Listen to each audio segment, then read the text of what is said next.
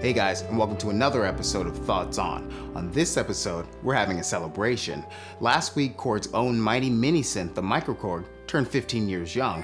In the business world, any product lasting this long in the marketplace is a tremendous accomplishment, and in the world of synthesis, new synths come and go each year with little fanfare.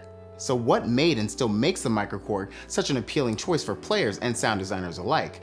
Let's take a look back in this short retrospective of the MicroKorg, its many changes over the years, and what the future has to hold for this little legend. The Korg MicroKorg was released in the year 2002, and in most respects is a direct descendant of the original Korg MS-2000 that was released in the year 2000. The MicroKorg was among one of the first synths of the millennium to feature mini keys, and while this may have turned away some potential buyers, it appears it has little or no effect on its success. The popularity of the original MicroKorg spawned a range of equally popular mini synths and keyboards such as the Novation Mini Nova and the Alesis Micron, though none of these have been able to achieve the same longevity and cult following as the Korg's original. As of 2009, the MicroKorg sold 100,000 units worldwide, making it one of the best-selling synthesizers of all time, and that was 8 years ago. In 2012, Korg introduced the 10-year anniversary model of the MicroKorg, sporting a black and red theme, but with the same decade-old internals. On September 1st, 2016, Korg announced the MicroKorg S, offering a new paint job, maple side panels, and a built-in speaker for more convenient sound creation on the go. Finally, for the 15th anniversary, Korg introduced the MicroKorg PT, or Platinum, offering a brand new silvertone color scheme, but keeping the specifications that made the MicroKorg so successful fully intact. And check this, can you guess what the best-selling synth of 2016 was? Well, you guessed it, the MicroKorg took those honors, beating out Korg's own Minilog and Arturia's Microbrute. So I asked myself, why? Why is a 15-year-old synth still outselling its modern counterparts? Let's unwrap it. In this corner, measuring just 20 inches by 9 inches and under 4.9 pounds, the persistently potent battery-powered portable mass-produced monster mini-synth, the MicroKorg.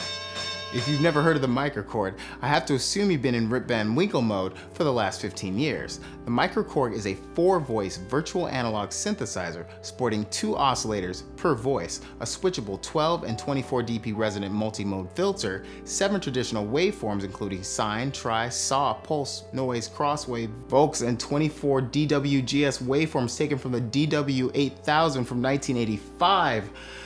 Whew. The MicroKorg offers a pretty robust effects section, sporting 3 types of modulation, chorus, flanger, phaser, and ensemble, and 3 types of delay, stereo, cross, and ping pong, and a 2-band equalizer. It also included an awesome top-mounted microphone input for the 8-band vocoder, harkening back to the looks of the Korg VC10. All this sounds good on paper, especially in 2002, but after 15 years on the market, what more could be offered?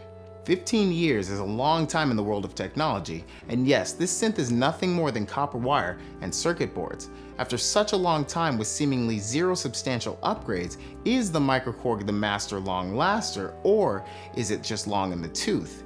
Hear me out. Say you're a writer and you only utilize word processing programs to create your master work, but you're in the market now for a new computer. Would you purchase a brand new computer featuring the same technology from 15 years ago? Probably not. Is a musician any different? Maybe, maybe not. The name is the same, the guts are the same. All that has changed is the faceplate. A shiny new coat of paint never hurt the performance of a pony car, but it never helped it take the checkered flag either. Truth be told, I've never personally owned a MicroKorg, but the MS-2000B was actually my first synth. My mom bought it for me when I was 17 for my birthday, and until a few years ago, I cherished its ergonomics and pick-up-and-play sensibility. So the MicroKorg line of synth holds a sentimental value for various reasons. Unfortunately, none of those were due to the sound. It just never did it for me, and while the MS-2000B had some incredible pose value, its practical use to me was always hit or miss. Yes, it's cool to have the vocoder, but man does it need some processing to fit in the track. Gosh, I love this synth patch, but it's just missing that thing. That being said, a portable synth that was absolutely roadworthy with a price tag of under $400 was nothing to sneeze at. I've seen my fair share of trash mini Korgs on the road, and while the unit may have looked like it was on its last legs, it was always able to successfully sing when it was showtime. Fun fact, even Pharrell Williams and Chad Hugo of the Neptunes got in on the MicroKorg hype, as they were holding it inside the album artwork for their 2003 Clones album, so that says a lot. So, after 15 years, what does the MicroKorg have left to offer? The saying goes, well, if it ain't broke, don't fix it. But as Korg become complacent, they released the MicroKorg XL in 2008, unsurprisingly, to much less fanfare, possibly due to the less pleasing change in form factor and a move more towards sampled instruments and a less laser-focused light on synthesis. So many advances in technology have happened over the last 15 years that Korg keeping the MicroKorg so the same threatens a sort of de-evolution, with Korg possibly thinking that the MicroKorg is more than enough to satisfy its customers. Adding more polyphony, a larger range of effects, and a lowered price tag would have made the MicroKorg overwhelmingly more appealing to someone like myself. But would any change in form factor or function seemingly risk a slump in sales or take away from what is already a modern-day classic and a safe bet in Korg's eyes? I don't have these answers. Let me know in the comments section your thoughts on the MicroKorg. If you already own a MicroKorg, have you grown to love it more or less over the years? And if you're in the market for a new or first synth, would you consider the Korg MicroKorg? If you were redesigning the MicroKorg, what would you have added or subtracted? As always, I look forward to your feedback, and remember to subscribe and smash that like button if you liked it. Follow me on Instagram and Twitter.